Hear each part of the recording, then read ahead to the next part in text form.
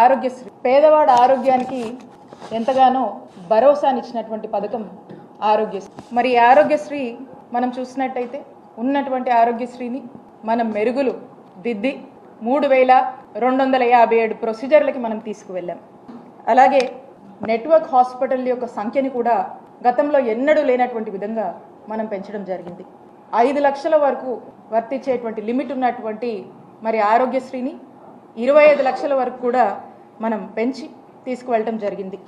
అలాగే ఇక ఆరోగ్యశ్రీకి ఒక సరికొత్త డైమెన్షన్ని యాడ్ చేసి ఆరోగ్య ఆసరా అంటూ ఒక పేషెంటు ఏదైనా సర్జరీ అయ్యి మరి అయిన తర్వాత డిశ్చార్జ్ అయ్యి ఇంటికి వెళ్ళి కోలుకునేటువంటి సమయంలో అంటే రికవరీ పీరియడ్లో వారికి ఆర్థికంగా ప్రభుత్వమే అండగా ఉండాలి అని భావించి జగనన్న ప్రభుత్వం ఆరోగ్య ఆసరా అని చెప్పి ఒక రోజుకి 225 రూపాయల చొప్పున నుంచి గరిష్టంగా 5,000 వరకు మరి ఫినాన్షియల్ అసిస్టెన్స్ని అందించి ఆ రోగి కోలుకునేటువంటి సమయంలో కూడా ప్రభుత్వము ఏ విధంగా ఆరోగ్య ఆసరా అంటూ అండగా ఉన్నటువంటి పరిస్థితులు మీరందరూ కూడా చూశారు.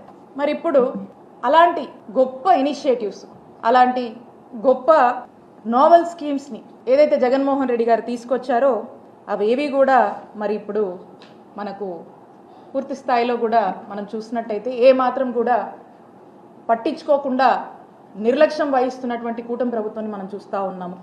ఇక మనం చూస్తూ ఉన్నాము కూటమి ప్రభుత్వం ఏర్పడ్డాక మరి చంద్రబాబు నాయుడు గారి నాయకత్వంలోని ఈ కూటమి ప్రభుత్వం ఒక పద్ధతి ప్రకారంగా ఆరోగ్యశ్రీని ఏ విధంగా కూడా నిర్వీర్యం చేస్తున్నారో మనం చూస్తూ ఉన్నాము.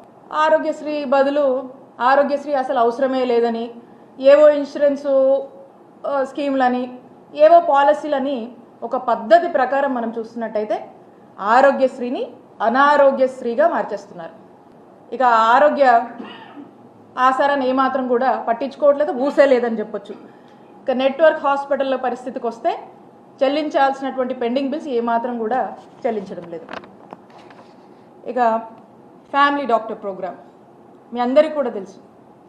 జగన్మోహన్ రెడ్డి గారి ఒక గొప్ప ఆలోచన, ఒక అద్భుతమైన కాన్సెప్ట్ అని చెప్పొచ్చు ఈ ఫ్యామిలీ డాక్టర్ ప్రోగ్రామ్. గ్రామాల్లోనే వైద్య సేవలు అందించేటువంటి ఒక గొప్ప ఆలోచన.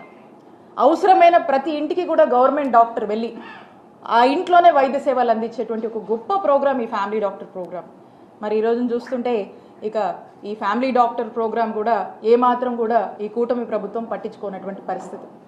ఇక ఆరోగ్య సురక్ష స్పెషాలిటీ డాక్టర్లను ఆ గ్రామంలోనే వారిని పంపించి అక్కడే ఆ గ్రామస్తులకు చక్కటి వైద్య సేవలు అందించేటువంటి ఒక వినూత్నమైనటువంటి కార్యక్రమం ఈ ఆరోగ్య సురక్ష.